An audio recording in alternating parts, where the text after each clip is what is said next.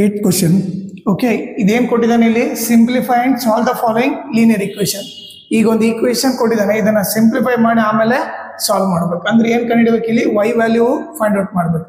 ಈಗ ನೀವು ನೋಡಿದ್ರೆ ಮಲ್ಟಿಪ್ಲೈ ಮಾಡಿದ್ರೆ 15 ಇಂಟು y 15y ಆಯಿತು. ಆಮೇಲೆ ಇವ್ರ ಜೊತೆ ಮಲ್ಟಿಪ್ಲೈ ಮಾಡಿ ಪ್ಲಸ್ ಇಂಟು ಮೈನಸ್ ಮೈನಸ್ 15 4 ಜಾ 60 ಆಯಿತು.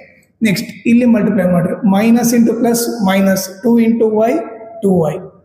Next minus into minus plus 2 9 ಜಾ 18 ಆಯಿತು. ಮತ್ತೆ ಇಲ್ಲಿ ಮಲ್ಟಿಪ್ಲೈ ಮಾಡಿರಿ plus into plus plus 5 into y 5y. Next plus into plus plus 5 6 ಜಾ 30 ಈಕ್ವಲ್ ಟು 0. ಈಗೇನು ಮಾಡಿರಿ y ಇರೋದೆಲ್ಲ ಹತ್ರ ತೊಗೊಂಬಂದ್ರಿ.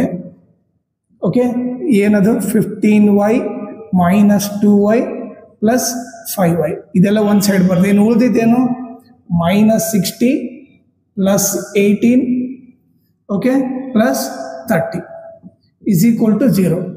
ಈಗ ಹೇಳ್ರಿ 15y ಅಲ್ಲಿ 2 ಹೋದ್ರೆ ಏನಾಗುತ್ತೆ 13y ಪ್ಲಸ್ 5y. ಈಗ ಇಲ್ಲಿ ನೀವು ನೋಡಿದ್ರೆ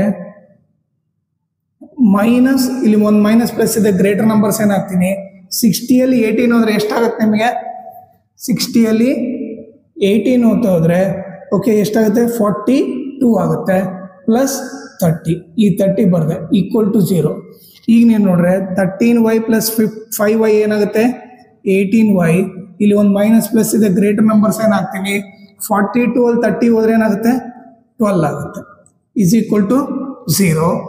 ಇಲ್ಲಿ ನೆಕ್ಸ್ಟ್ ಏನು ಬರ್ತೀನಿ 18y ಈ ಮೈನಸ್ 12 ಆ ಕಡೆ ಹೋದ್ರೆ ಏನಾಗುತ್ತೆ ಪ್ಲಸ್ 12 ಆಗುತ್ತೆ.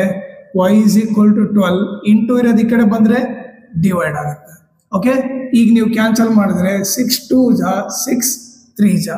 ಸೊ y ವ್ಯಾಲ್ಯೂ ಏನಾಯಿತು 2/3 ಅಂತ ಬಂತು.